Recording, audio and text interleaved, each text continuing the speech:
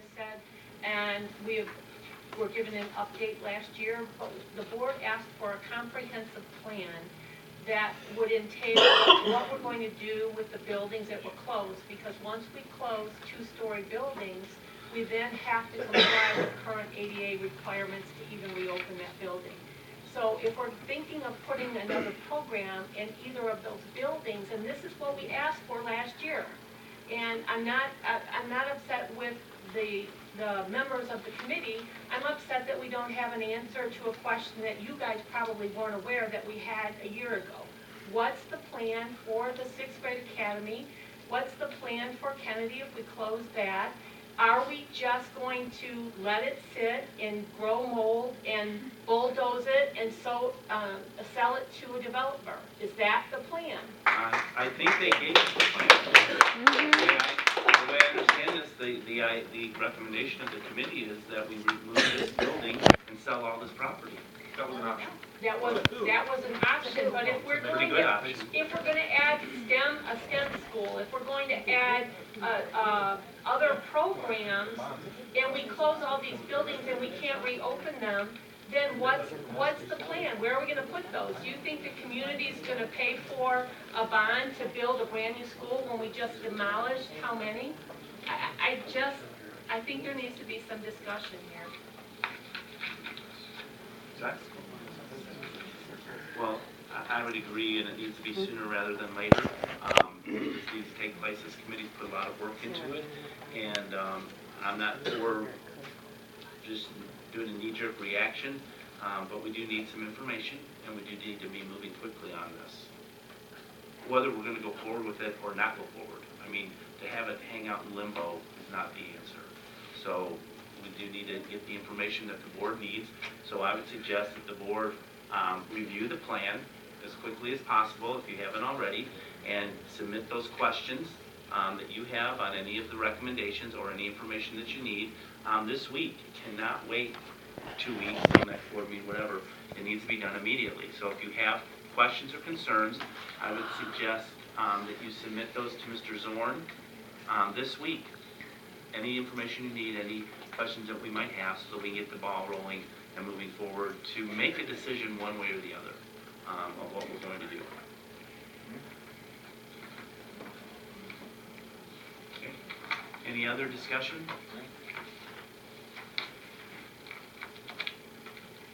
Recommendation from our attorney that I read this language. I make a motion to acknowledge the receipt of the Reconfiguration Task Force Committee report, to take the report under advisement, and for the board's future examination of the Reconfiguration Task Force Committee's proposals and recommendations, and to disclaim implementation of the Reconfiguration Task Force Committee's proposals or recommendations until such time as the board has had a chance to review the Reconfiguration Task Force Committee's report in more detail.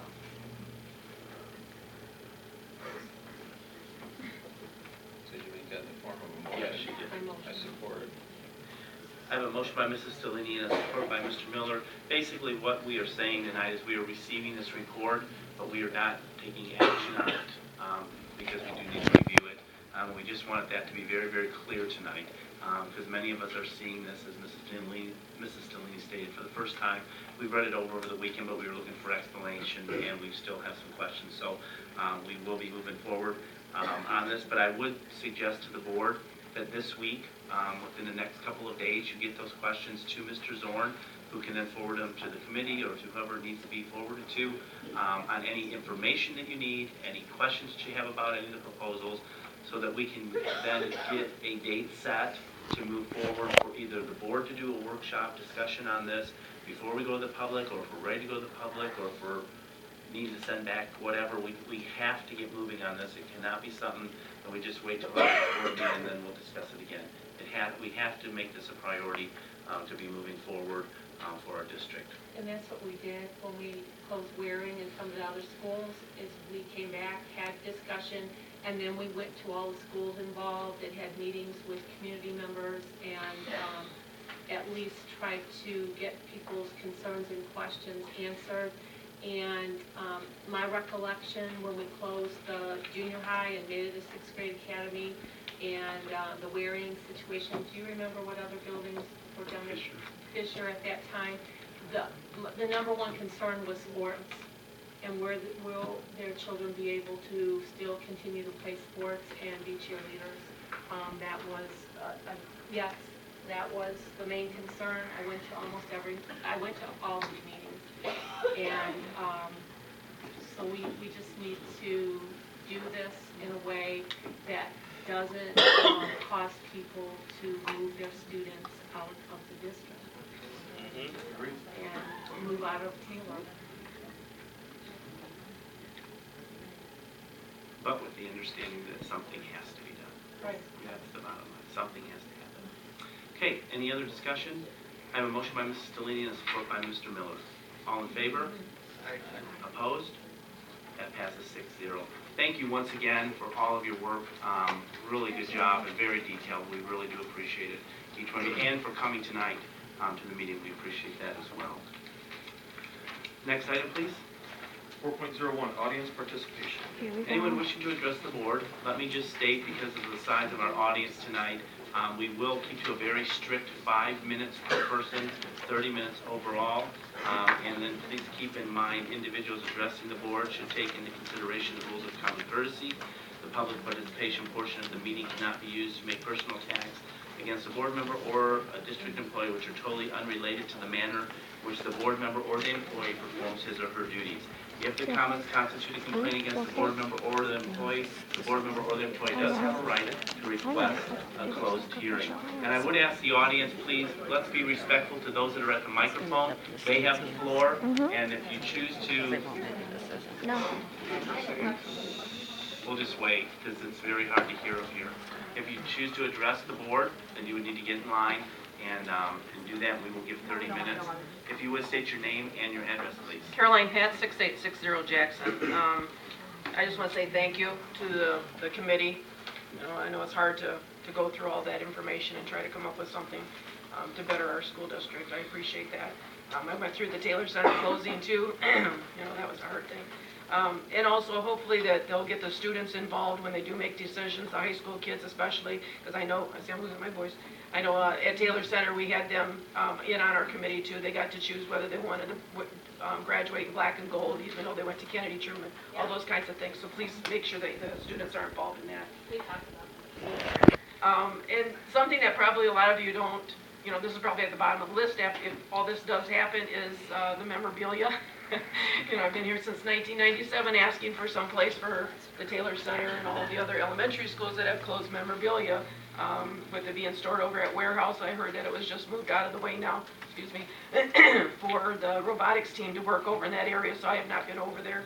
But I do need someplace, and if the buildings start closing, I would hope that the Alumni Association does get the memorabilia and we do it in a proper way, not just sell it out to the students like they have done in the past at Taylor Center.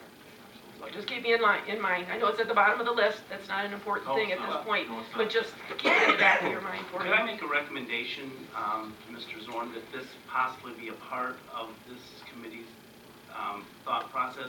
If we're going to be closing another school, we're going to have another building that we have to keep things up, and maybe we could work that into the plan somehow, of maybe having a place somewhere.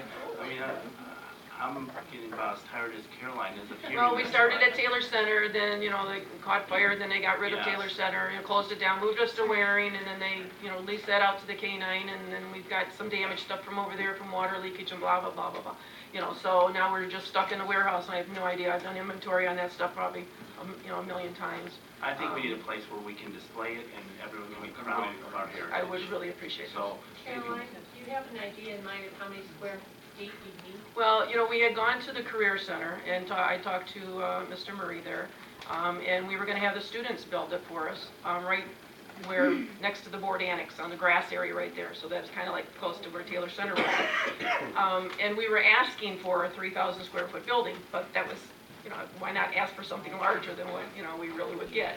And that's as far as it's gone. I haven't heard anything else. We were going to have someone come in and talk to Bob Murray about it, and I don't know. I'm just kind of like, set on the back burner. So let's get it fixed. I would just really appreciate having something so that we don't lose the history. Thank you. Thank you for your patience as well.